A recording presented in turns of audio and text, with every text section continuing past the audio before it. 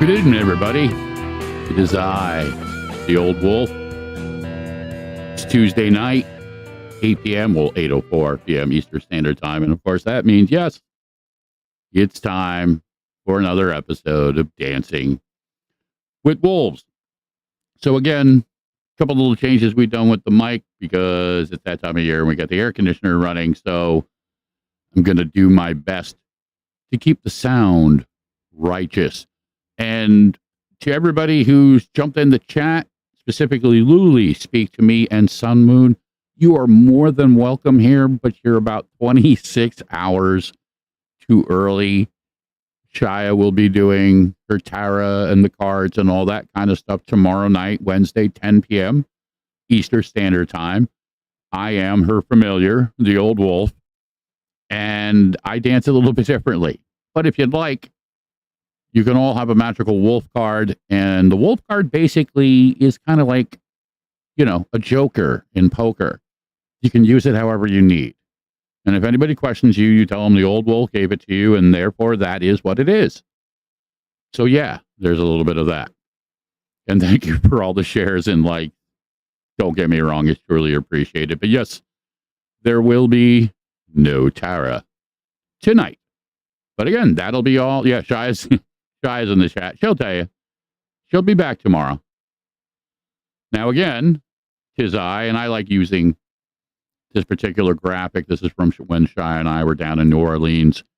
We were off there in the French Quarter, and, you know, unfortunately, like a lot of cities, they've taken a hit, and a lot of stuff is just kind of, as you can see, boarded up, some graffiti, and it's kind of forgotten. That opening track, a little bit different. We started off with tonight is for my son, the Monkey. It's the first song that he and I produced together. The video we ripped apart from a bunch of different animes that spoke to us, and we created, as my brother Joshua would say, our kind of testament fuck you to the church and the conditioning and all the bullshit that goes along with it. And I'll be talking about that down the road. I'm kind of building a special series of podcasts. It's really going to go into my family history. I'm going to do it in conjunction with a known writer and author who has worked and has been working on some of my family history, and some of it is, let's just say, it's fucked up. But I believe in honesty, and I am who I am. My family are who they are. But sometimes it's important to put things in context. So that's stuff that's coming down the road. As always, the thoughts, views, expressions, opinions, the fuckets, and everything are mine and mine alone, unless you choose to share them. Take what you need, leave the rest behind. I want to thank, obviously, my witch, Lady Shia. If you want to learn more about her, ladyshia.com. My brother, Sid Ryder, Inner Demon Media. If you want to learn more about those guys, you can check them out online, social media. Tonight, we're going to be dancing with a friend of ours here locally in Rochester, Ayla. She's going to come on and premiere some of her new music, talk about her experiences. I'm also privileged to be able to play a couple of the new tracks from Bonded by Darkness and their new album. They had a really, really fucking wild album release party over the weekend, and they're getting some of what they deserve. And I hope they get a lot more. Love you guys. I see Raven's out in the audience. Fucking powerful album. I was telling Josh earlier, I sent him a message, and I guess him and the kid are, you know, doing their bonding thing. I get that. I do it with my son all the time. But I was like, dude, fucking powerful album. And, you know, the one thing I needed to check, those of you who follow me know, I do a couple different shows. I do this podcast. I do Saturday mornings on Inner Demon Radio. And I do a Monday night show on WRFC here in Rochester, New York. My brother, Ed Contini, in the office. We're going to get to you because I actually had you kind of segue. So your time is coming, man. That's right. I see you, motherfucker. I see you. I love you. But yeah, fucking powerful album. Really blown away. And I was like, hey, yo, are there any explicit lyrics that I need to be worried about? Because I literally, my show next Monday night, I'm going to play the whole fucking album. It's basically what my first hour of my show is going to be. I'm like, hell, these are friends of mine. They're a really cool band. Listen to their fucking album. Okay? Not just one track, not touch two track. I'm going to play the whole fucking album because that's the kind of fucking wolf that I am. But I believe it's important. It was an old dynamic, and Josh will remember this because I know his old man turned him on to it. The old days of FM radio, especially late night radio, you'd get entire albums, you'd get live recordings of shows, you get all this fucking wild stuff because radio was the medium that everything was really heard of, especially if you didn't have the money to go out and buy a fucking album. So the only way you could really engage and experience music was through the fucking radio. Okay, that's why I'm doing it with WRFC. It's why I'm doing this to some degrees. I mean, yeah, I'm a musician also. I want people to hear my music, but I want people to hear other people's music, which is why I'm going to play Phantom High. Why I'm going to play Broken Past later. These are people that I know, people that I believe have good messages, good hearts, and good music. I'm hoping to get Parallel on the show from Phantom High at some point soon so she can talk about her experiences, her dancing, as they say. And I'm looking forward to, a lot of new music. I'd be playing Queens of the Stone Age today, but, social media doesn't let us play that way. Okay, I get it. Everybody's fucked up. The FCC is like, don't fuck this. And Facebook and YouTube are like, well, we don't want to possibly infringe. Oh my God. Can we all just get out of each other's asses? Okay, please. So as mentioned, because he's out there, and this was going to segue into some of the stuff that's going on in my life, again, especially with WRFC. I've got a show Monday nights, okay, 10 to midnight. You won't hear the same language. You will hear a much more subdued wolf. As my sister Jennifer says, thank you. I'm nowhere near as good as Wolfman Jack, but hey, I know exactly what you're talking about. Yeah. I got a lot of voices in my head, as you can tell. But that's over there, Rochester Free Radio, 106.3 FM LP. Ed died. Have that little LP. But you can check them out online, Rochester Free Radio. You listen to it for free. And there are other shows over there. And these are guys that I'm actually dancing with in a lot of different ways, not just radio-wise, but musically and other things. As I have said to Ed's wife, Diane, fucking love you, sister. Need a whole lot more of you in the world. But again, because I don't want to forget these things, we're going to start off with my brother, Brian Jude. I'm going to make Ed wait. I'm going to make him sweat. Rochester Free Radio. That's their graphic. Yeah. And then we step up one more. And, ooh, yes, look at this. Rockin' the Rock. Sundays, 12 to 3 p.m. on Rochester Free Radio. That Brian Judah guy that I talked about. Yeah, that's him. He's got a really cool show. And he's definitely worth checking out. And you'll see him around more. I can promise you that. And that segues to the man of the moment, my brother. My fucking cohort in chaos. Oh, and by the way, brother, I had just had a couple of conversations before the show. One of those conversations was down at the House of Guitars. So you're the first one in the inner circle to know, oh, yeah, that shit's happening. I don't fuck around, man. When I go into mode, and anybody who knows me knows, I am a fucking wolf. I will go hunt shit down, okay? I will drag it by its fucking neck back to the pack so everybody can feed. That's what a good wolf does. So, yeah. My brother Ed Contini, Over the Edge, okay? Thursdays, 3 to 5 p.m., again on Rochester Free Radio. And let me tell you, again, all joking aside, Brother Ed has got his finger on the pulse. He understands how things translate, okay? And that's half the battle. And I talk about this a lot, and a lot of people in our communities talk about this. Words are great, but words without action don't mean a fucking thing. You can teach a parent to recite scripture, and what is that? It's fucking nothing. You know what I mean? It's mimicry, okay? So without the actions, yeah, it's just about worthless.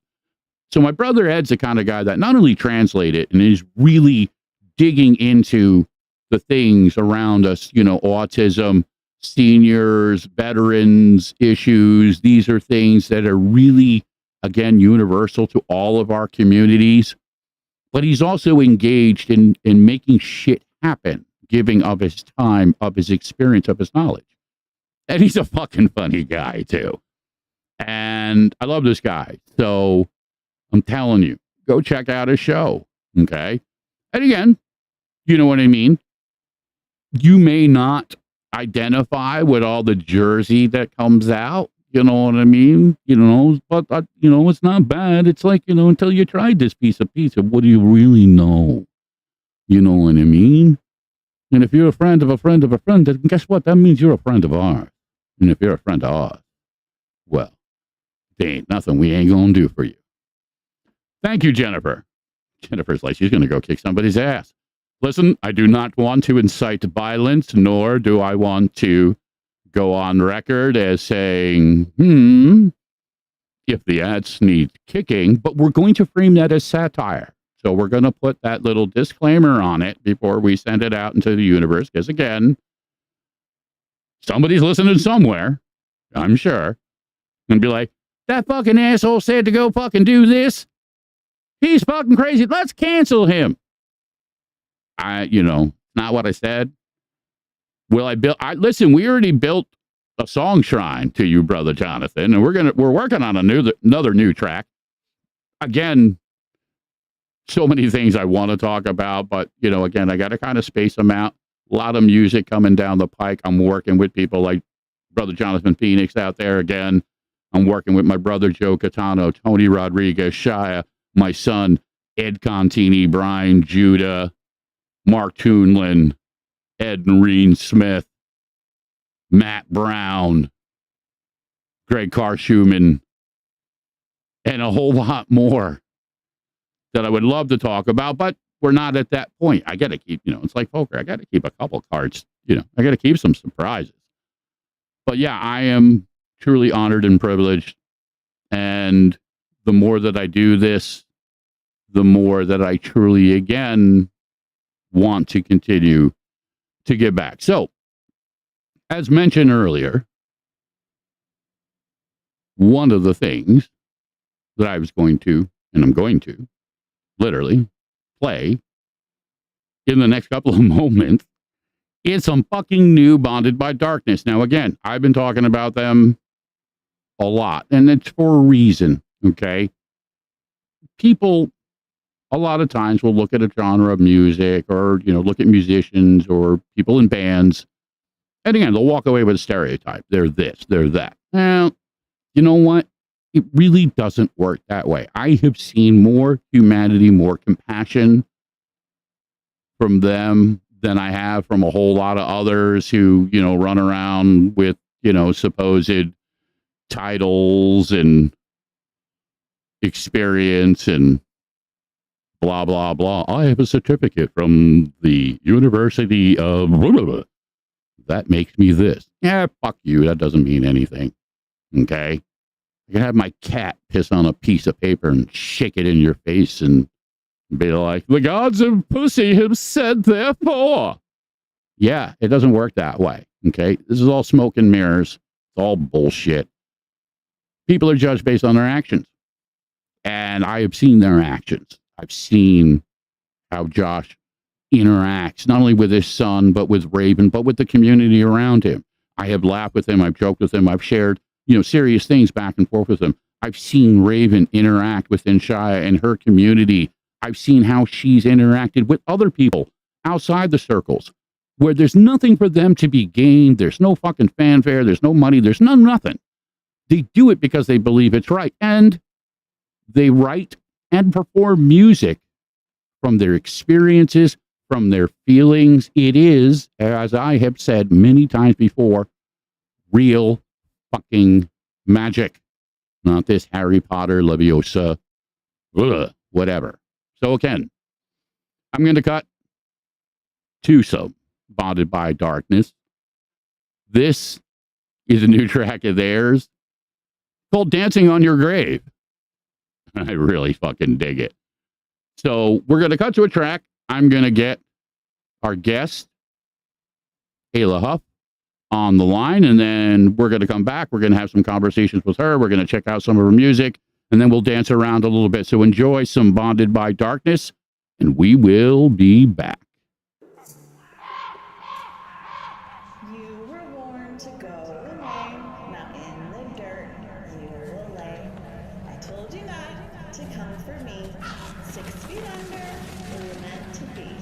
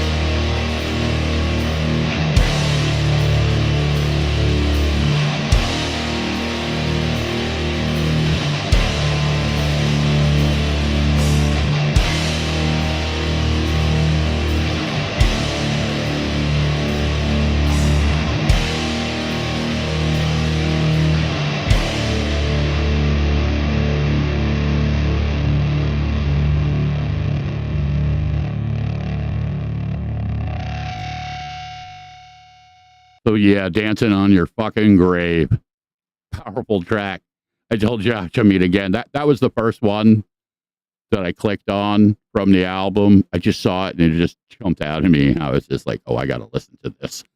And it really is. Powerful track, incredible work. Raven, Josh, all of them. Love you guys. We'll definitely be playing more of this album. And again, I'm going to feature it on my Monday night WRFC show.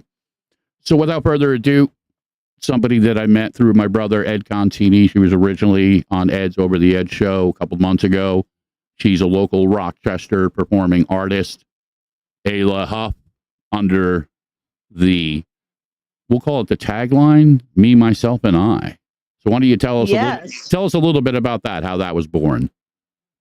So Me, Myself, and I was born out of a need to create a new path for my different genres. So I am known by everybody who knows me for doing acoustic songs and love songs and, you know, these heartfelt lyrics and things like that. But there was always another part of me who had all these other songs written with all these other different subjects and things like that written, and I just wanted to get those out there, but in a separate name. Some of them obviously being a little bit fucking darker. So yes, a lot it's of them kind of are hard to kind of go into Dancing with Those Demons on an acoustic guitar. If you're like me, right. I break guitars that way. Oh yeah, no, I completely agree with you. And a lot of people were like, well, I don't really like this, and which was fine with me. Not everybody is going to like everything that you do, no but doubt, I kind of wanted to give, I wanted to give two different pathways. If you want to listen to my acoustic stuff and under my actual government name, go right ahead. None of my other stuff is going to pop up. And then I've got Me, Myself, and I, which is just pretty much an alter ego in my music. And, you know, I love both of them just the same. But right now I'm working a little bit harder on Me, Myself, and I. So that's what I'm trying to get out there. Listen, sometimes we need to dance with the darker elements. We need to find different ways. I mean, I've mentioned it before. It's why I dance under the Old Wolf. You know what I mean? I have a real name. I performed under that name. I've done studio work under that name, but it just kind of was born out of a couple different elements, and it fits. And I've been able to really use it to frame a lot of the stuff I do. And I know in talking to you, you know what I mean? Many of your life experiences and the things that you've seen, not only within the community, but in general, has kind of led you into how you've written these new songs.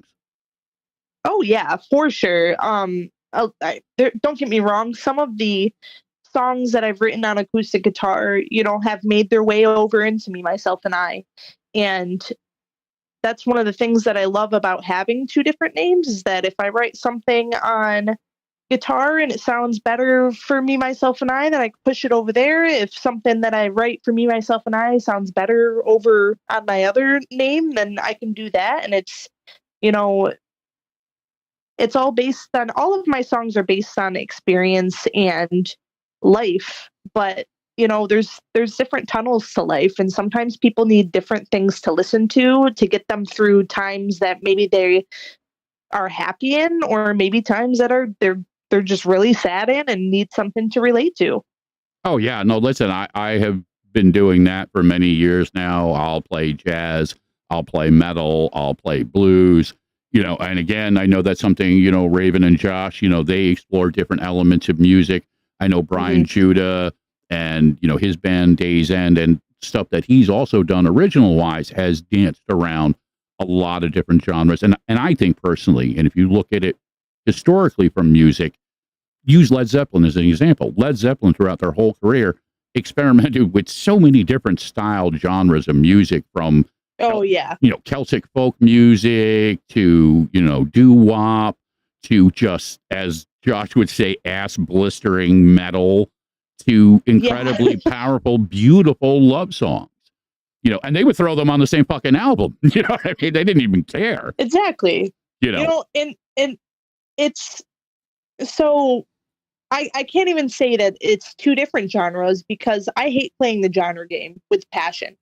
I hate playing the name game. What genre is this? When I go to, release songs and things, I hate doing that. And yeah, but the world runs when on I say labels. that, They're going to do it anyway. the world runs on labels, but I'd rather, what does the song feel like? I'd rather put that on there rather than. No, listen, well said. Don't get me wrong. I'm with you on it, but one of the things I love about doing this podcast, I can't say this like over at WRFC, but in this moment, I'll be like, we got too many fucking stupid people out there. You know what I mean? We shouldn't have to go out there and have to translate, a basic element that, take what you need, leave the rest behind. You don't have to put it into this box and say, oh, therefore it's less than.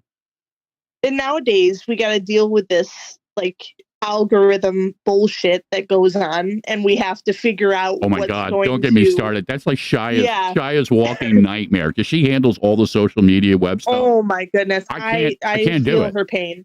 I'll do the technical stuff. I can do all the audio engineering. I can do computer programming. I'll do the promotions.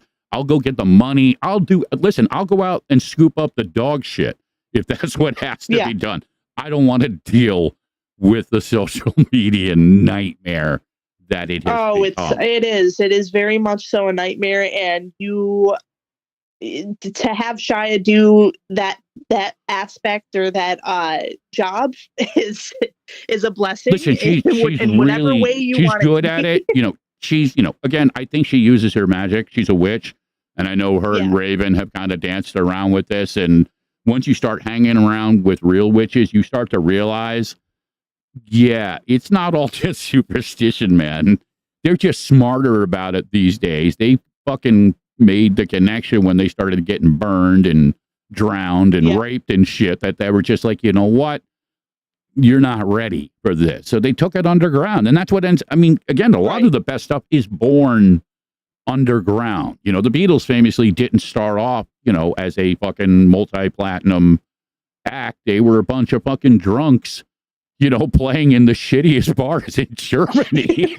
I mean, and nobody does. And that you brought me to a totally different, you brought me on another tangent. Nobody starts out superstars. Nobody starts out popular. Nobody starts out that way. So it's with this algorithm stuff and all this, shit going on with the internet. It's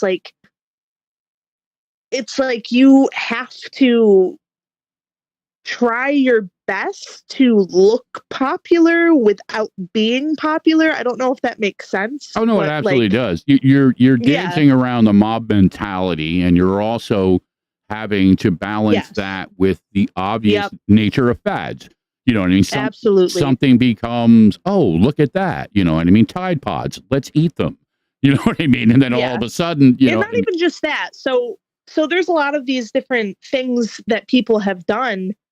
And it's like, so I absolutely despise people that buy bots, like to follow them. Oh, you're going deep into the tech end of it. Yes, I'm going deep in there because if you see, so just like you say, the mob mentality.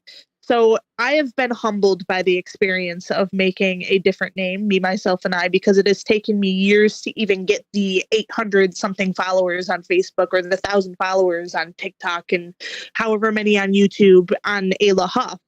So with me, myself, and I having 2 to 4 followers has been very humbling. But when it comes to different people, I'll see them, they'll just start out like I have. And then all of a sudden they'll have 2,000 followers, and then people will go on and jump on the bandwagon. Well, if this person has this many followers this quickly, then I have to follow them, and they must be really good. Or I feel like people, they'd rather support the popular. Well, listen, because as a performer, this because I've danced this for many, many years. People love to be part of the photo shoot. They want to be part of the magic. They want to feel relevant. And, all the shows that we've done through the years, it'll always be those people who they're just there for the moment. I've done a lot of charity work over the years, and Ed knows, as Brian and a lot of us already have found out the hard way, 10% of the people do 90% of the fucking work.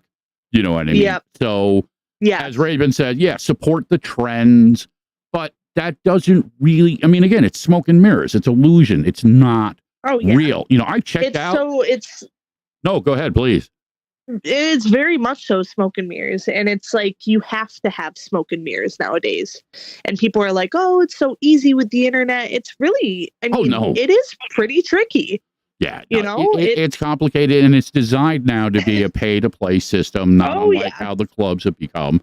Like you, we've done everything we've done organically. You know what I mean? So I don't have tens of thousands of followers, but the people who follow me are honest. They're true. And they're listening. Right. And they're also people that I support. You know what I mean? In the dynamic, you know, I'll use you and I'll use Bonded by Darkness, I think, are two really great examples. Neither one of you have the following that you deserve. Neither one of you have the attention that warrants the caliber of your music. I've checked out a lot of these bands that have floated their way in and be like, hey, you know, like and follow, da-da-da-da.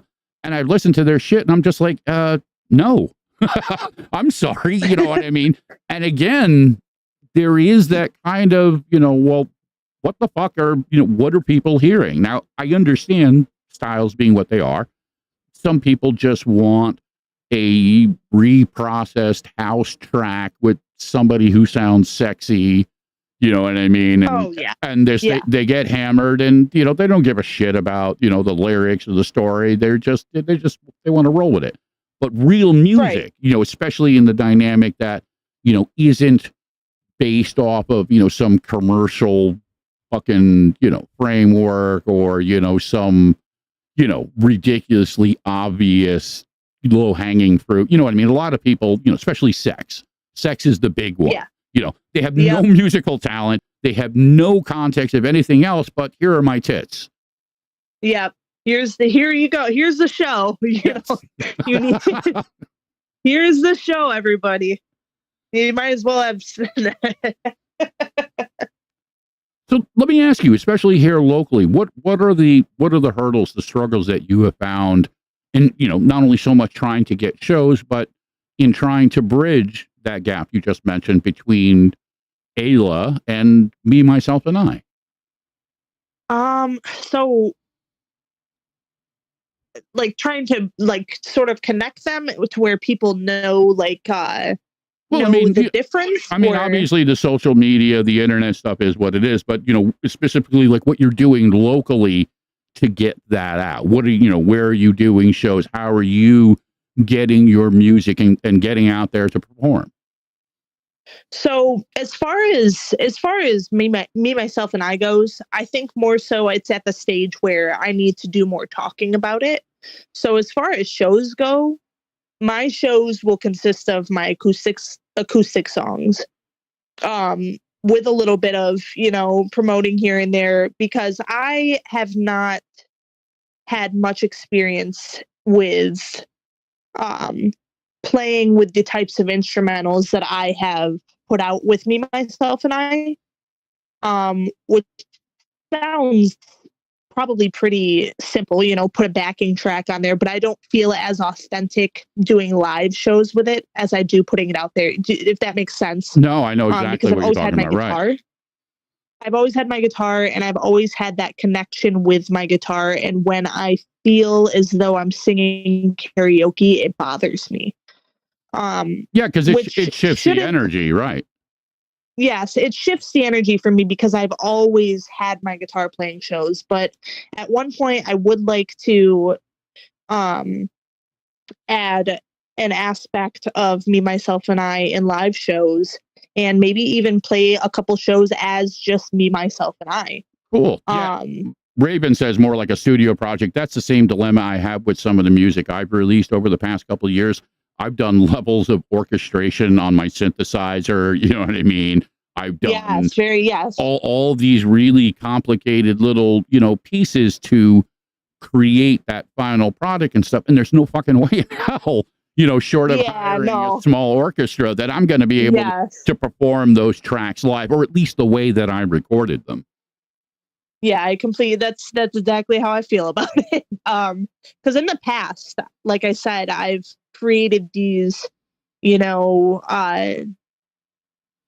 instrumentals online, but it's sort of like in order to play them live, I just learned them acoustically anyway, so I could, perform them. But I've kind of shifted all of those types of songs to Me, Myself, and I, so they're not necessarily an Ayla Huff thing, because I still, way back when I wrote the songs, I didn't really think that it was the best option or even an option for me to really like split myself up. I didn't have that in my mind. It was an experiment. I mean, it is still, yes. I guess, to certain degrees, and it's evolving in that process. Oh yeah. So it's all a work in progress, but in the future I do want to, play live and do those songs live, because I have had backing tracks for things I've created and things like that, but it didn't feel right the way I was presenting it. So well, listen, I don't know. I give you credit for that. A lot of people, I mean, famously right now, for anybody who's following, the hair metal, the old hair metal scene, Motley Crue and Kiss and a lot of bands are under some heavy fire because a lot of what their live shows have basically become that. They're too fucking old to perform, what I mean? Or too fucked up from too many years of drugs and alcohol or whatever the hell the may case be. So they're literally substituting in recorded tracks to pull off their live shows. And like you, I'm not comfortable with that. I'd rather just be like, hey, this is a studio track. It's not something I'm ever going to be able to perform. I'm okay with that. It'll stand for what it is. But in the same instance, I don't want to feed people something that I know is rotten or isn't real. Right. So do you have any shows coming up locally anytime soon? I do. I have one this Saturday in Parma. And forgive me, let me grab the name of that place. It's at Mayor's Cider Mill, Inc. And that's in Hamlin Parma Town Line, or on Hamlin Parma Town Line Road. It's from 6 to 8 p.m. It's sort of like a Rockin' Robin, like Writers in the Round showcase. Oh, nice. I've seen a couple of those. Right. People are talking, telling stories, and then framing it with music and stuff. Oh yeah, it's pretty cool. I've done one before with the band Begging Angels, and that was my first one, and it was really cool. I loved it. I love being on stage, feeling the energy of people, because I've never been in a band before. So being on stage with different musicians and feeling all their different energy while they're playing their songs and singing their hearts out was absolutely amazing. Oh, I think we're going to have to get you down over to Ed's, because I think there's going to become a rather large Rochester Transit Authority kind of project birthing out of the radio station. And I think you might have a lot of fun, a lot of really good musicians starting to come together. And, again, the old school context, what I mean?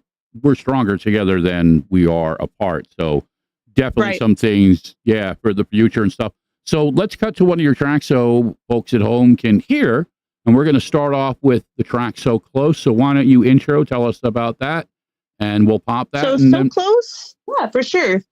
For sure. So Close is, you're going to find it under Ayla Huff on all of streaming platforms. But that one's, just one of my love songs about my fiance. We split apart for a while, and, we were so close, but so far away, if you will. And, that's kind of, what the track is about, and all things that are meant to be will be, sort of. So that's kind of what I wrote that track about. And cool. All right, I love it. Yes, and you have a fan out there. Brandy Rose says, "Love this song!" and exclamation point. So the love is real. Thank you. All right, so listen, we're going to cut to a track, and then we'll be back in a couple of minutes. Enjoy So Close, Ayla Huff.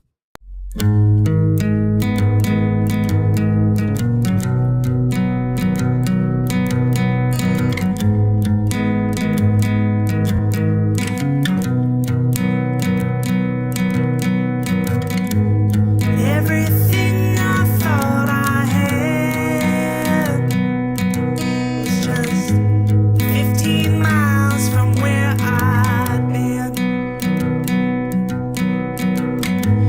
Every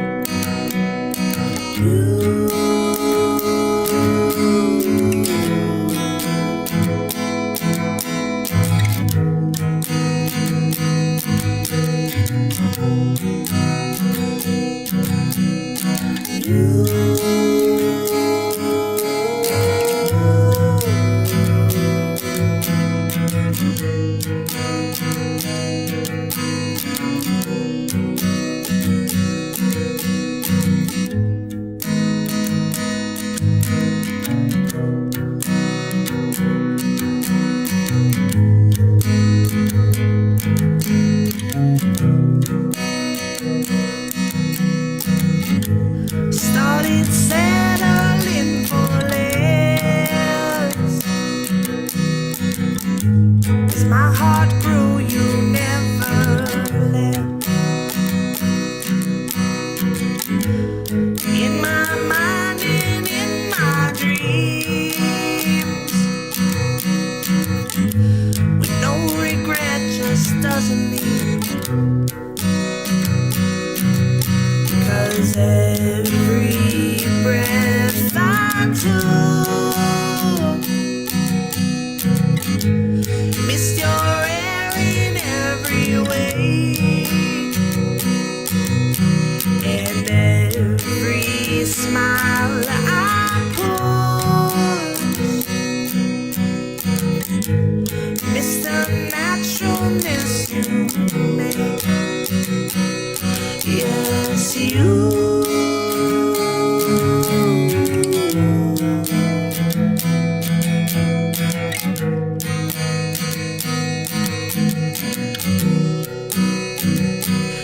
Yeah, you.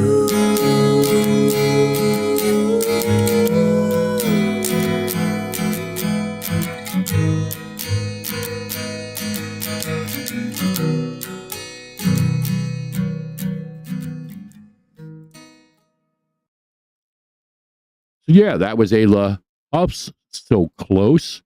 Again, really nice track. I got to tell you, one of the things I was really impressed with is that you produced and did this all yourself. You didn't, go into a studio and, pay somebody to do all these things. You literally figured it out and made it work for yourself. I mean, I got to be honest, that's impressive.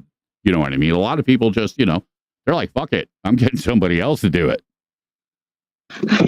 I appreciate that. And while there's a lot of things that, I feel like could be done better, I can be very impatient. And like, I was talking with you about earlier, I am my own worst enemy when it comes to putting things out, because I get so impatient about putting them out that I recorded that just like in my bathroom in 20 minutes. And I was like, okay, well, this is done. I want to put it out now. Like, so it's like, but it's yeah. it's an old school approach.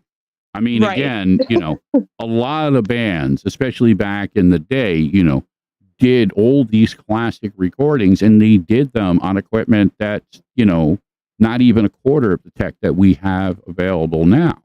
You know what I mean? And, yeah. And you took that and you really, I think, very well captured the elements of what you were trying to get across. Now, you and I had a conversation before the show.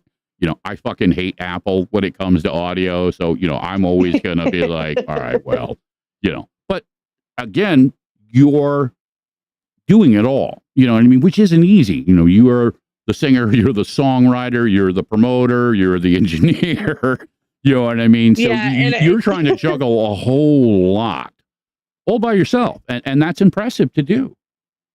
I appreciate that because I've never known it any other way. I've asked for help, but then kind of just was like, I can do this. But I think it's a part of it is growing up in a small town where, there wasn't many other people that I could be like, hey, let's meet up and, let's produce this or let's do this. Like, let's lay down this track. Like, so I kind of relied on myself to take all my own pictures and make all my own promotion posters and, listen, I promote love the Me, Myself, and I, the image that you sent me that's up on the screen for those of you who are actually watching the video feed of it. And I thought that was a great way of just capturing a very simple element, me, myself, and I.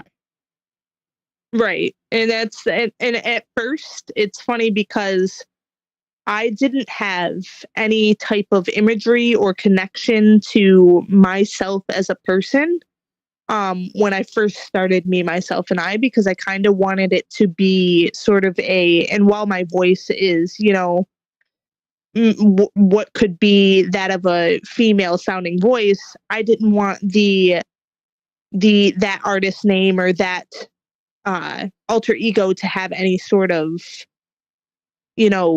image with it. But then I kind of changed my perspective on it, and I just put that image out there for Me, Myself, and I listeners to kind of see who I was and what I'm about. And I wanted it to be just as raw as the things I'm putting out and the songs that I'm writing, and I feel like that was a good way to do that. It was a very gloomy day. It's humble, it's organic, but I think also in the same element, it's more powerful in that it doesn't play off of anything else. It's almost very much like, hey, here I am. If you don't fucking like it, fuck off. Right. You know what I mean? Right. And not in a nasty kind of get off my lawn kind of way, but more of a just like, hey, this is who I am.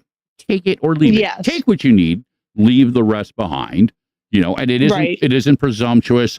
It isn't you. And I hate to say this, but one of the things that absolutely drives me batshit with music, especially now, is how it's been framed within sexuality, kind of like what happened to wrestling. You know what I mean? Just like it's not you swinging on a stripper pole, being like, "Hey, come hear my new music on my OnlyFans site." You know what I mean? Yeah. It's like you and I both know. It's just like, really, are you fucking kidding me? It just can it be someplace crazy. else? It's funny you say that, because I was like, maybe I should. It was a few years back when OnlyFans was like coming to the surface and everything, and I'm like, maybe that's the only way I'll get people to people to really draw to me. And it was kind of a joke. I never, created an OnlyFans for my music, but some people do that because people will go there just to see if there's anything, provocative on there. Listen, it's crazy. I understand it. I don't begrudge, and don't get me wrong, I am in no way saying that, listen, if that's your dance, okay, and that's how you want to frame it, it is what it is. I have more respect for somebody who's like, hey, listen, I'm just going to go out there and I'm going to spread my ass cheeks and you're going to pay me to see how wide I spread them. Right. Okay, that's upfront. It's honest. We know what it is, and there's no confusion or illusion. It is what it is. But when you frame it and you try and, use it to somehow create this other, like, hi, I'm a musician, but no, you're not.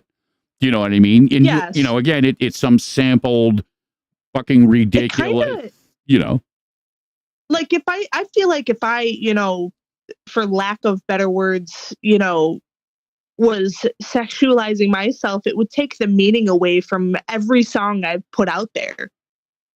So it's sort of like, for me, like, I've just never been that type of person, that wanted to be to mix my art or my music with sexuality. So it's kind of hard for me to fathom myself doing that.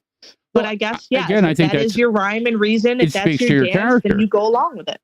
I think it speaks to your character. And again, that doesn't mean you can't be sexy or you can't be sexual, but you don't use it to translate something else. Right. You're letting your music stand for what it is.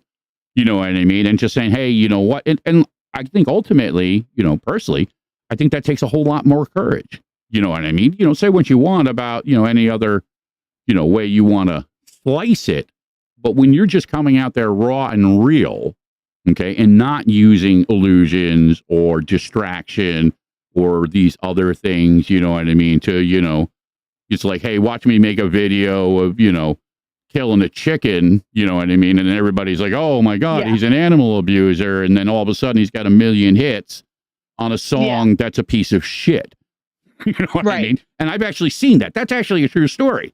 You know No, what I mean? no, I believe you. I definitely believe you. It's pretty the world lacks empathy when it comes to gaining views and popularity on the internet. And that's a subject that could be all in itself. Several podcasts worth. Yeah, several podcasts worth. But yeah, I've always kind of wanted to just be, I have my struggles, my insecurities, and things like that, like everybody does. Right? But Yeah. I've always wanted to put myself out there, and I've been on the internet long enough to know that, and one thing I've learned from somebody, I was watching, forgive me, I do not know their name, is kind of look at it as whatever anybody has to say about you. And if it's not true, then what is the point of being heard about it? Again, if somebody tells me, you're like, for lack of any type of insult I can think of, if somebody's like, oh, well, your shirt's green and not purple, I can't be mad about that. You know what I mean? If my shirt's purple and I know it's purple, why am I going to be mad at you for calling my shirt green? well, I mean, I think that's part of the social conditioning, because we have so many examples of it. You know what I mean? If you don't drive a particular car, if you have, a particular weight or body dynamic that doesn't fit into this, or, if it's not, your politics, it's your sexuality. I've got long hair and tattoos. I told a story, the experience I had Monday night. I was having a really beautiful conversation with an older black woman in the supermarket, and an older white woman lost her mind because the two of us were talking, literally. Wow. You know what I mean? And literally she got out of the line and went to another line to wait longer just to get away from our fucking conversation. And we weren't being hateful. We weren't being rude. We were laughing. We were talking about how we were more common than not. Some of the dynamics that, not only especially here within Rochester, but within the world overall is common. People are struggling. You know what I mean? And it's not like, and I use George Carlin a lot, it's not like the people in power give a fuck about any of us. I don't care if you're on the left or the right. Don't get me wrong. Right. I'm not saying this to say, if you're a Nazi, it's okay. But, in the simplest reality, we're all fucking human. So like you said, why should we care if, somebody's wearing your purple shirt, or if that guy's blowing somebody in the bathroom, or, you know what I mean? Somebody just decides that they want to sit in their backyard and talk to the trees. Yeah. You know what I mean? They're not hurting anybody. They're not changing anything in your world. They're not trying to fuck you. You know what I mean? Leave them alone. Yeah. But yeah, listen, we could go on and on and on and on forever. And, some of it is, what we do. One of the things I liked how you were talking when you came on Ed's show originally is you weren't afraid to, to be like, hey, these are some of the things that are going on around. So, you've been trying to bring attention. And I know one of the things you mentioned, obviously, is within the dynamic of mental health awareness. Mm-hmm. So why don't you tell us a little bit in regards to that, in your own words? So my view on that is, to draw from people sort of judging other people, that could be from two places or several different places. Insecurity within your own self. Maybe you don't like yourself that day, and it makes you feel better to judge somebody else very blatantly or very easily. And it's kind of like everybody that is in their own world, and I'm trying to word this as properly listen, as I can. As your mother said, fuck them. Just let it fly out. You don't have to worry about how or who you're going to potentially offend. You know what I mean? That is what it is. But, it really stems from fear, especially when something is outside the normal context. People see it, and their first reaction within fear is, to either fight or flight. You know what I mean? It's the old narrative that's never changed. You know what I mean? It's always, somebody's pointing the finger at somebody. If it isn't here, it's there. It's on the other side of the fence. It's this or that. But some of it is repetitive.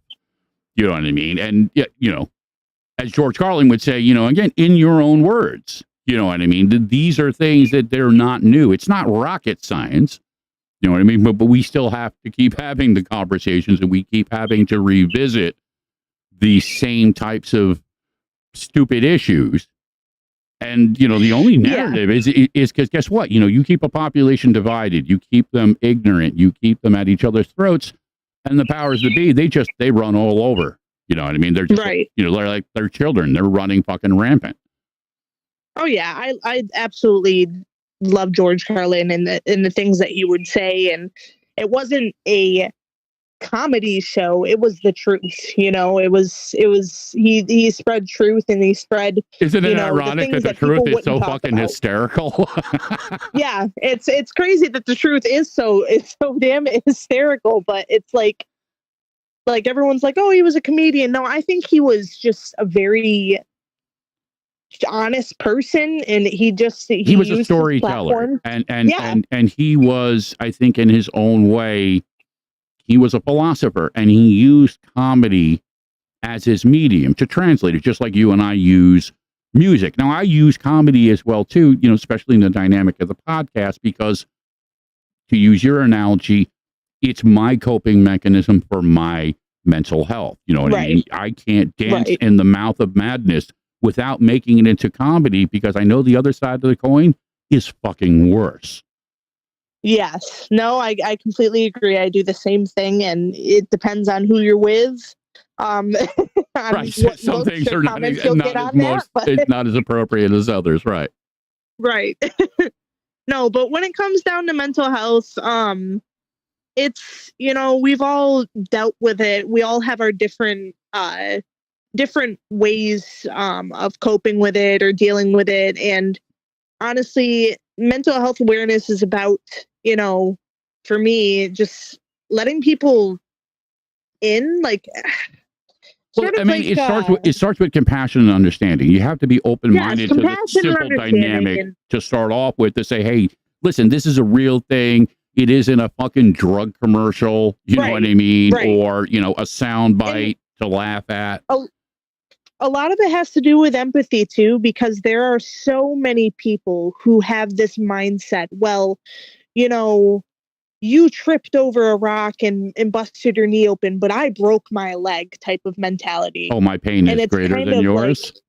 Like, yes. And I absolutely despise that way of thinking, because people are brought up and raised and growing in different situations, and maybe in no pain, especially mentally, is, you can't assume that pain is greater than yours. Oh, listen, it's the epitome of arrogance, because until you have tasted of somebody's trauma, what the fuck do you really know? It's sort of like that, well, you didn't have to deal with what I dealt with today, and I feel like there's so much of that, especially, you know, we have the internet at the tips of our fingers. There's people who are like, well, I used to, you know, get beat with a switch. You get yelled at and put in a corner. Like, it's the same thing. It's just dealing with things a little bit better, and understanding people a little bit better. And Deadpool made an actual comedy skit out of that, when he went in the back and forth analogy about how fucked up their traumas were, and, you know, and it ended up something about living in a box with a bunch of clown fuckers. But I think sometimes, again, humor is our best approach at dealing with the shit that really is. It's painful, it's dark, it's dangerous, it's not pretty, it's not fun. You know what I mean? And it doesn't matter if we don't understand it. Like, again, I don't have to understand that you're in pain to understand that you're in pain. It doesn't make your pain any less real. I feel like some people are entitled to the reactions of people. Buffy, I don't know, she's using the E word again. Buffy, she's using the E word again. I have to always do that when somebody says entitled, because that is an absolute definitive, right on the money type of thing. People feel that somehow their opinion, their experiences somehow separates them, makes them more important, it separates more of an expert. some people are looking for more of a reaction rather than a connection. And That's a great way to put it. Yeah, it's and not everybody. Maybe some people just don't know how to empathize, and that's fine as long as you're willing. I have to ask a question. Yeah. Okay, because I've been watching your mother in the chat and stuff, and she's really cool. Okay, let me first say off, but I'm getting a definitive vibe that's very much same as my mother's vibe. Is your mother Italian or Hungarian or Eastern European by any chance? No. Okay. Well, then there's hope for the world still. Because if they were, if she was literally cut from the same cloth of my mother, we're all in fucking trouble. But joking aside, she has been, she's been right on top of this. And let me tell you, my mother's been incredibly supportive as well. I have a great bond with her. I'm always touched, you know what I mean, when I see those family dynamics, because that's how we change the generational dysfunctions. You know what I mean? It has to work from both ends, not just the past, but the future. And that has to really, again, come from, as you said, those experiences, those traumas, those pains and stuff. So seeing her here and out there supporting you, props to your mother. Seriously. I cannot see what she is writing, but I'm sure it is you'll be able to go. You know what? You'll be able to go back. We archive every show, so you can go back and watch 100. So yeah, she says she's Spanish and French. Close enough. You know what I mean? You got some Saracen blood in there, I'm sure. Spain and France aren't too far off the beaten path, right? Yeah. No, but yeah, it's all about, looking inside somebody else's heart and mind and trying your best to, put yourself in their shoes and, figure out how to relate with people rather than one-upping people, And that's a good part of what you're also doing in your music is you're taking that and you're translating it into a way for other people to connect with, to relate with, to say, hey, guess what? I get it. I understand it. Yeah.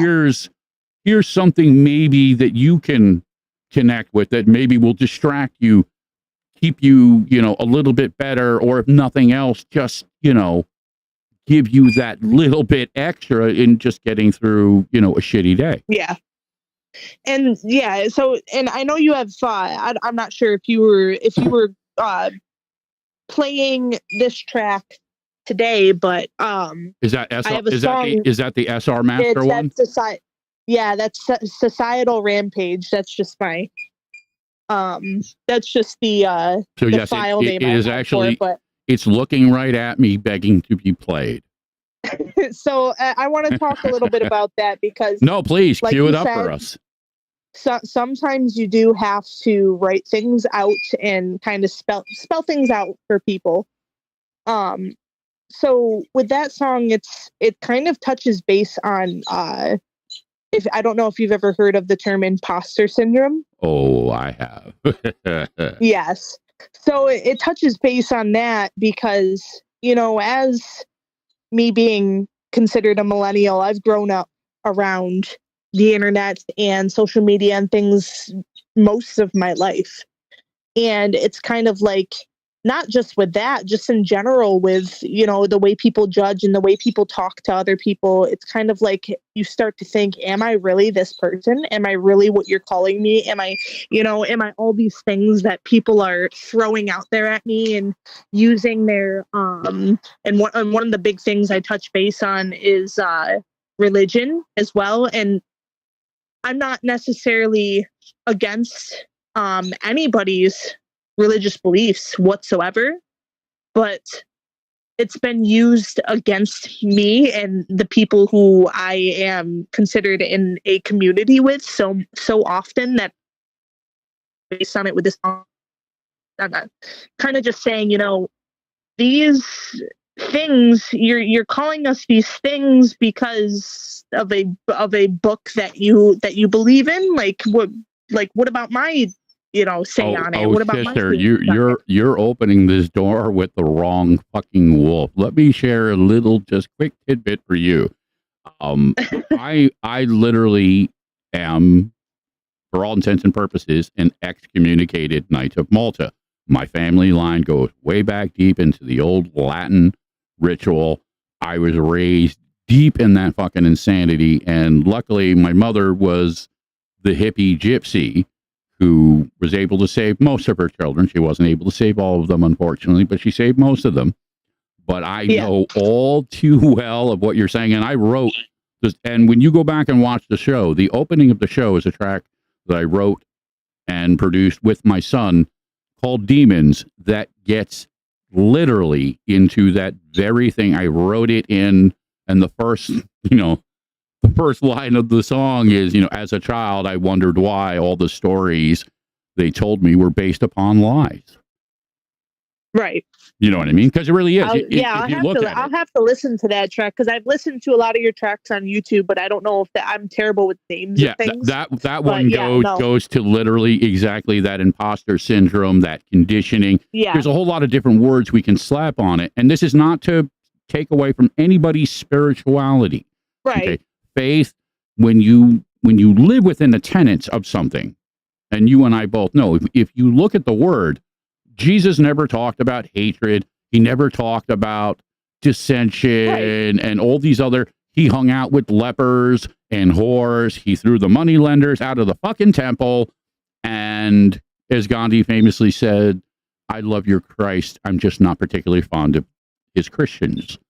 And that's what happens when people take a concept and warp it into something, AKA the church. And you know what? Yeah, I got to share one final thing with you. We were talking about your mother, and my mother now has jumped into the chat. So not unlike a fucking ritual, we have summoned the mothers to the room. But that's really cool. I like that. I think that's a really great point to make, is that we need to talk about these things. We should not be afraid to be like, you know what? That's fucked up. Call it out for what it is. It doesn't mean we have to be, hateful or spiteful, but in the same instance, we shouldn't have to live in fear. We shouldn't have to deal with these bullshit constructs that other people throw into the mix just because, like you said, somebody wrote it in a book somewhere and decide to interpret it. Because you and I both know, it wasn't that long ago, Henry VIII said, you know what? I don't like those fucking words. I want to get rid of my wife, so I'm just going to write a new version. And that's fucking church, and that's Church of fucking England. You know what I mean? Yeah. One of the lines in the song that you're gonna play is, it's mama's in the kitchen while baby reads the Bible because God is more important than the real world and survival. Ooh. And what that really means to me is that people judge me for being, who I am and going out into the world fearless and going out and taking things as they are and being able to see people for what they are. But you're teaching, for some people, not all, but some of these people who spread hate, you're just teaching them to spread hate blanketed or disguised as love. While I was taught to go out there and survive. Let's be honest, they're not even disguising it anymore. They used to disguise it. Like your mother. No, well, I'm always used to, I love you. I don't hate you. I both of our mothers grew up in the dynamic of being able to experience it from a little bit different perspective. But we're at the point now that they're not even hiding the fucking hatred. My mother's like, she got thrown out of the Anglican Church Catechism for speaking the truth. And people wonder why I ended up the way that I do. Blame my mother. Estelle Zubek, okay? One of my family members, when I was younger, one of my cousins, brought me to church with them, and I just remember, and why this stuck with me, I don't know. Maybe it's traumatizing. I'm not sure. But he looked at me and asked if I was baptized. I didn't even know what that was. I had never been baptized, never been to church. I just went with them because I was hanging out with them one day. And he told me right to my face. Go ahead. What he told me I was going to hell for not being baptized. I was like, I got the same thing. When I didn't have my son baptized and I didn't, fucking indoctrinate him into the whole fucking stupidity and stuff, my father's family lost their fucking minds. They're like, Yeah, it's you're going to insane. send that poor boy to hell. I'm like, no, he's living hell here right now. Who the fuck are you kidding? Just I'm fucking already stupid. there. And as my sister Diana says, we're heathen, okay, and proud Yeah. of it. You know, I don't Yep. want to hate anybody, but if you confront him as a card-carrying Nazi, you know what? I'm old school. I'm not gonna turn the other cheek. I'm gonna kick you in the fucking balls. You know what I mean? And Right. your mother made Yeah, a for commentary sure. before. She has the right to kick ass. I'm fully, and again, I don't want to condone violence. I don't want to say that violence is the answer No. because we both know that it isn't.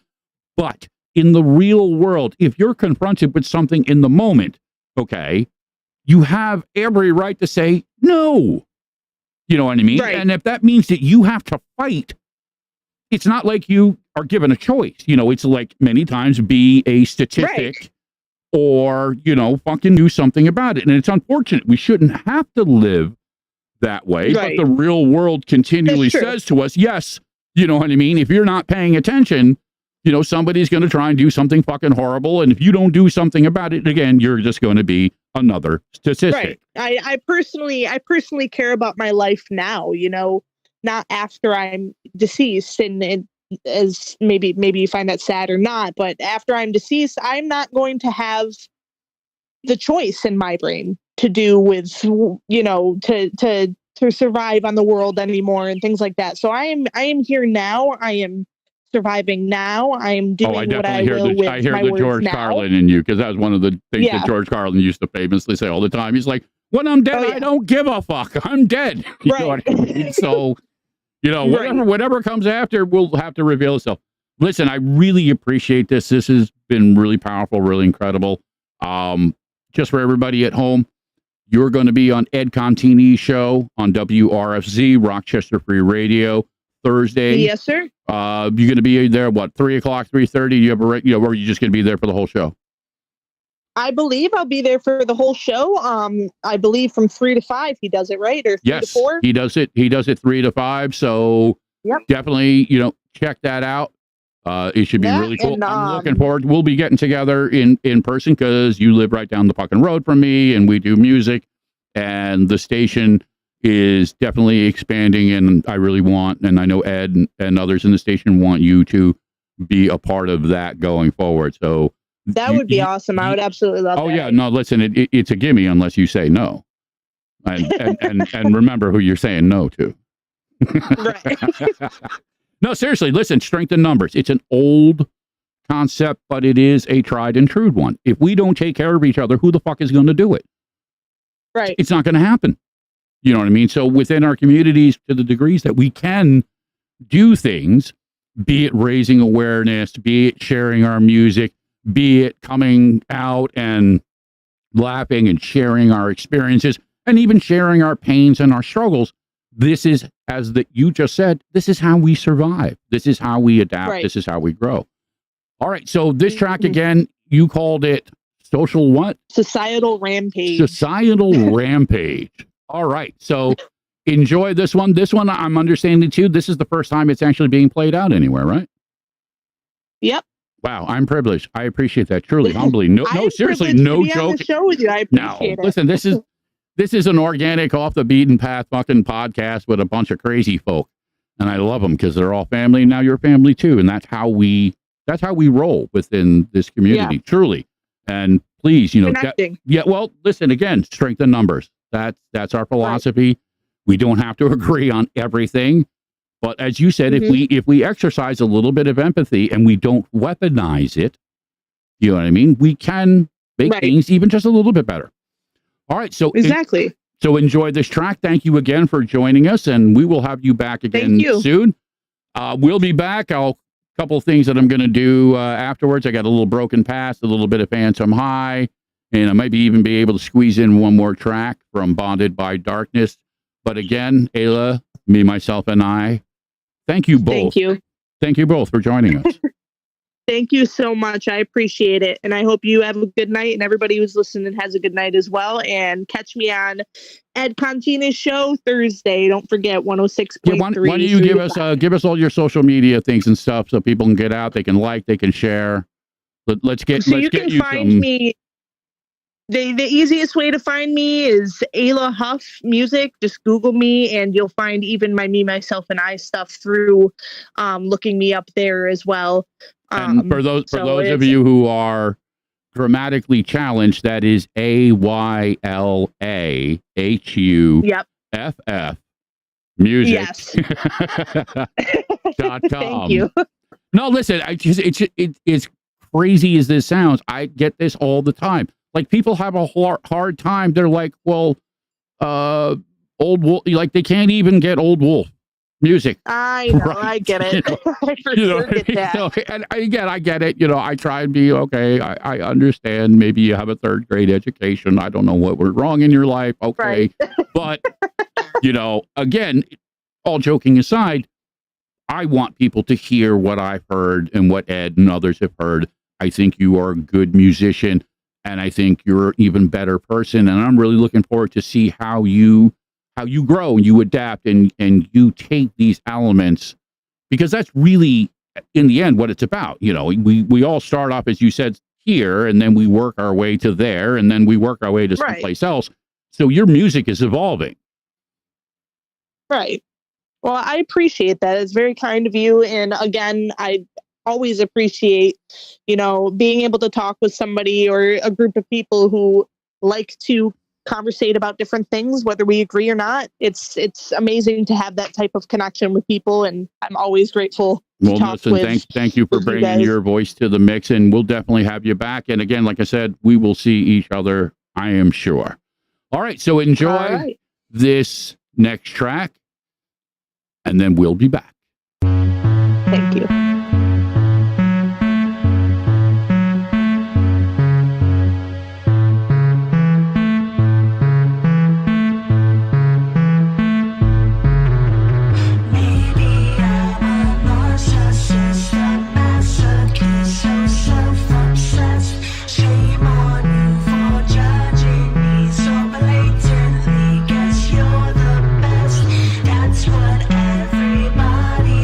Trapped in there.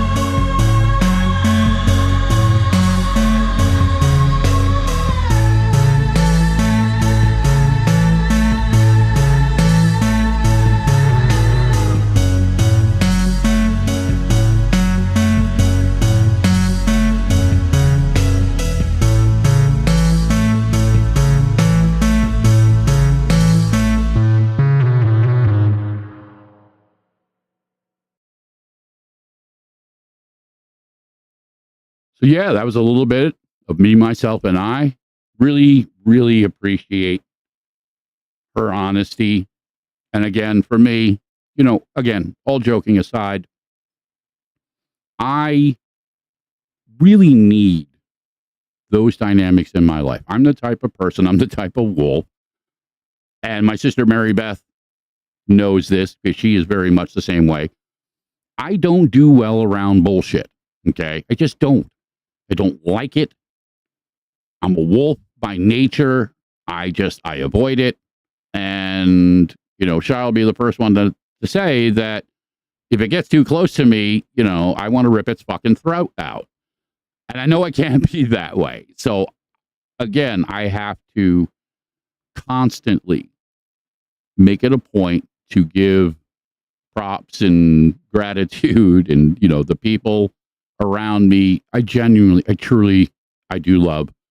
So, those of you who are new or those of you who have been, part of the circle like Mary Beth and Diana, and a lot of others, Josh and Raven, be it through Inner Demon Media, be it through WRFC like Ed Contini and Brian Judah, Jeff Moulton, Brian Maslin, a whole lot of others.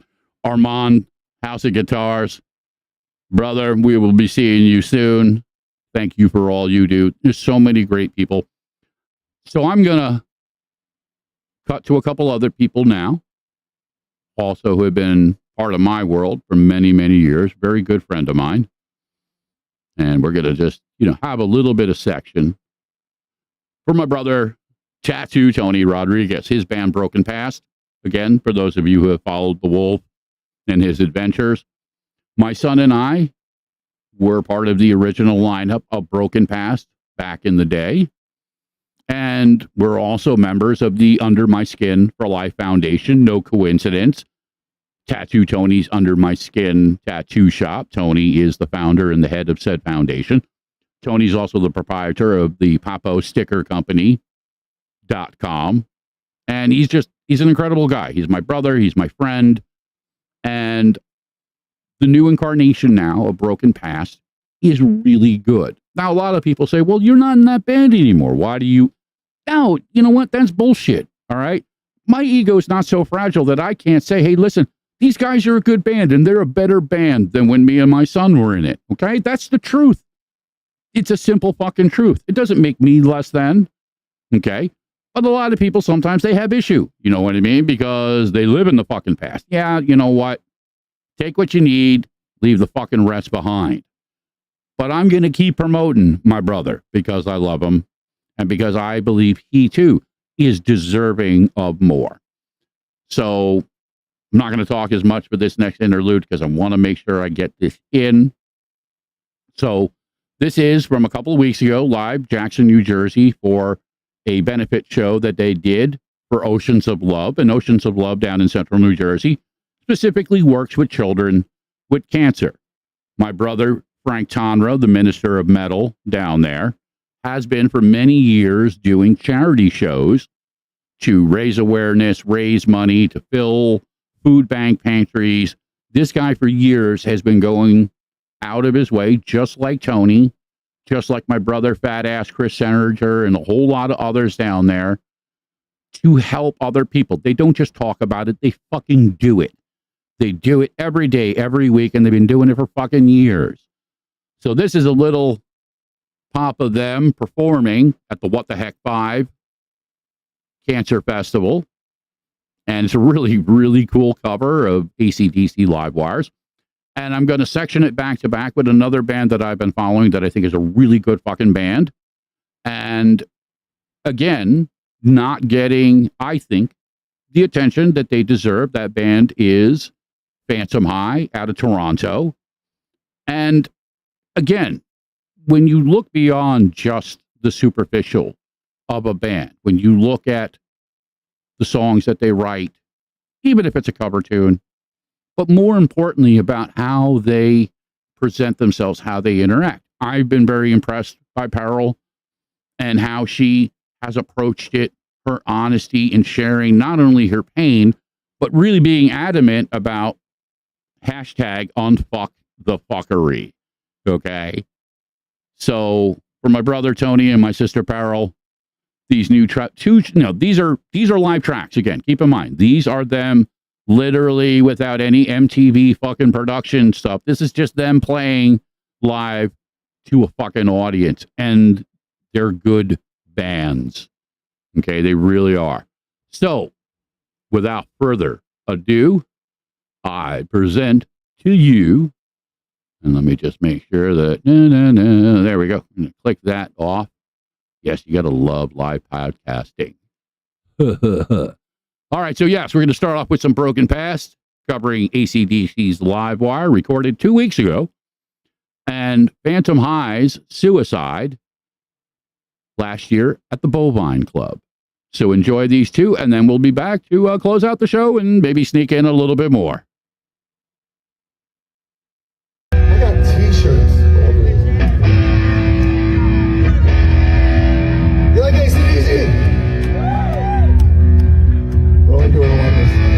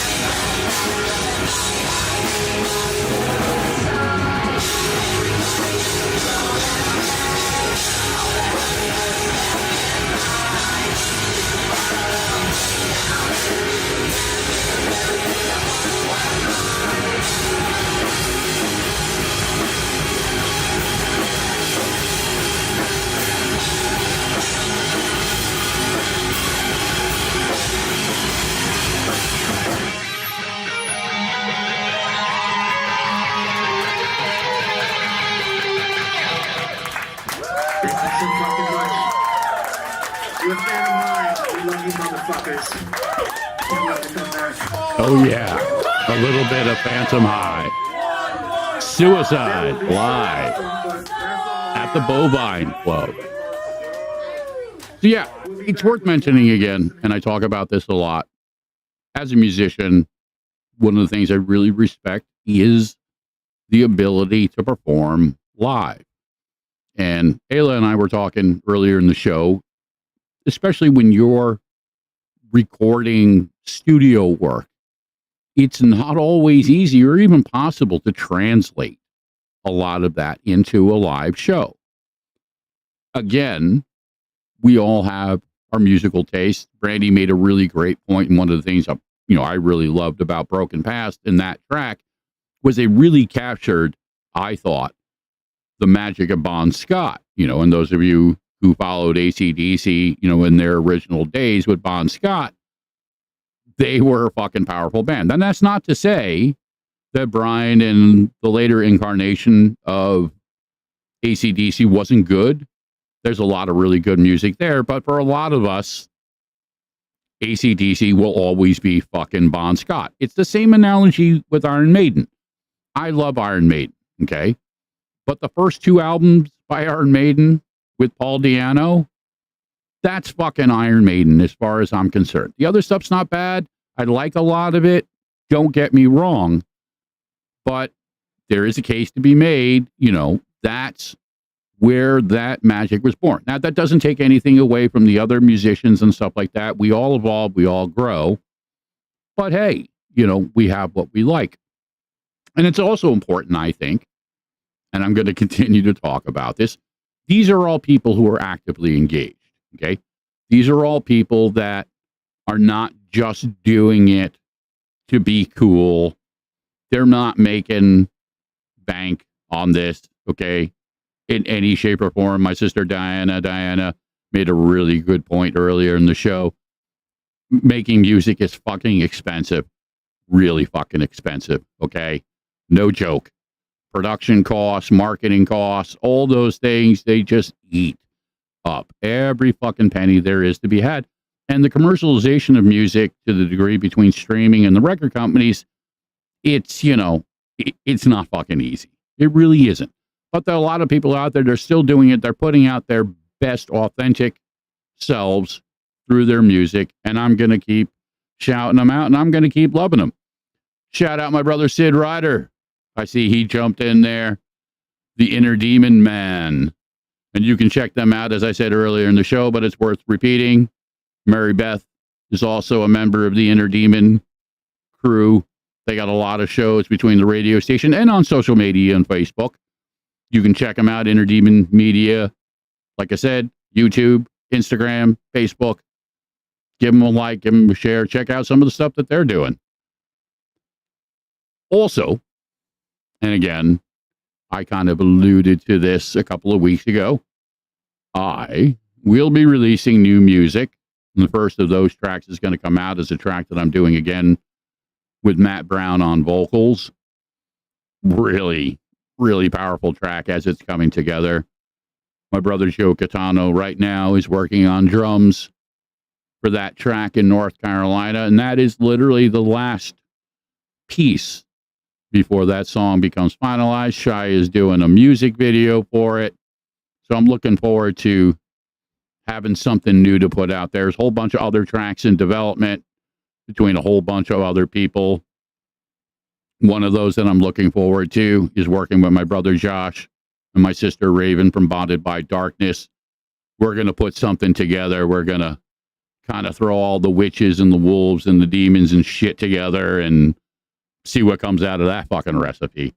But I'm digging on the collaboration, and it does. It reflects strength in numbers. It reflects the things that we have in common instead of getting distracted by the bullshit. Or, as Sid famously set up, hashtag unfuck the fuckery.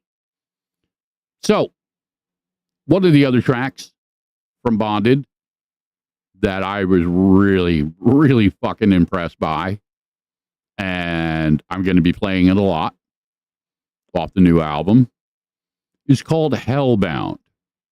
So I'm going to close out tonight's show with their track Hellbound. Yes. It wouldn't be my show if I didn't fuck something up. My mind works faster than my mouth. So the two of them can't get on the same fucking page half the time. So I'll blah, blah, blah, blah, blah.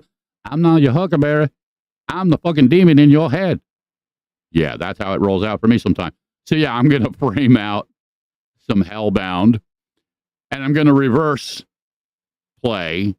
I opened up the show with Demons kind of as a, we're going to go a little bit here, a little bit there. And I've been bouncing it around. And as my mother Estelle says, yeah, it's a long road from her living room to where I'm at now. No joke. My mother, and, again, you can't make this shit up. She let us have our first band in the living room of the house. Okay. And let me tell you, we were some gnarly motherfuckers. All right. I'm sure we definitely added a couple extra stress levels to her life. I'm sorry, Ma. I love you. I'll keep trying to make up for it. I promise.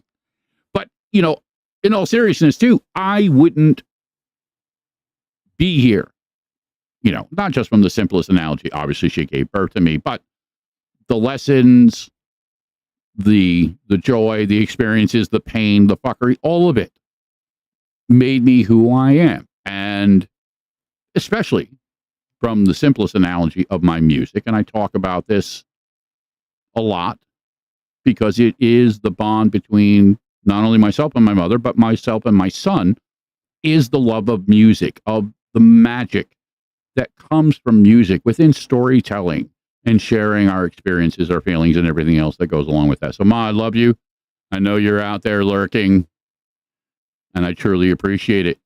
Interesting a little analogy. I'm going to share this because she's listening. I actually had a conversation with Brother Will yesterday, and he's actually on board with some of the stuff that you and I have talked about, digging back into the Chiefs' past. He thinks that's fascinating. So I'm actually going to have him on the show with me, and we're going to set some historical records right and probably start an incredible shitstorm once it gets back to certain parties. But I think the two of us, I think we're going to have a lot of fun with it. It was really cool, having the conversations back and forth. We don't get to connect as much as, we'd like. He's still dancing with young kids. You know, mine isn't a kid anymore. So he's coming around that corner and he knows it. You know, his kids are getting older and soon he's going to have to reinvent himself. So I was like, hey, listen, man, I got a place for you right here. Little bit of insight. Me and my kid brother used to make music together, and then he became a dad and all those things, and he put the guitar down. Well, I'm going to try and get him back on that guitar, and I'm going to get his voice out here too, because he's got some shit to share, and he's got some good insight, just like I had my mother out here. And let me tell you, for those of you at home, go back and listen to that podcast, and I'll have her back again. But granted, yeah, obviously I'm emotionally compromised. She's my mother. But she's got some knowledge. She's got some experience. And it's important, okay, to remember we need the past to remind us not only of where we are, but where the fuck we're going. Lest we end up, as my brother Josh says, hellbound. So thank you again. Know that you're loved. Try and love each other to the best of your ability. And until next time, don't be afraid to dance with those wolves, okay? Not all of us are looking to blow your house down or pull that American Werewolf in London shit. Don't get me wrong. Okay? Be cognitive. Not all wolves are created equal. But this one, at least, hey, if you're in my circle, I got your back. So until next time, enjoy a little bit of Hellbound, and then the track my brother and I, Jonathan Porter, a.k.a. Jonathan Phoenix. Mom, you are so much more than just an old fucking hippie. Don't even, you got old school fucking witch magic. Listen, I've seen you make motherfuckers tremble just from a look. Okay, and that's no easy thing to do. So don't sell yourself short. Aha, I snuck in a short joke on you. It's your fault you raised me this way. Anyway, enjoy a little bit of Hellbound and Time of the Phoenix, and until next time, dancing with wolves.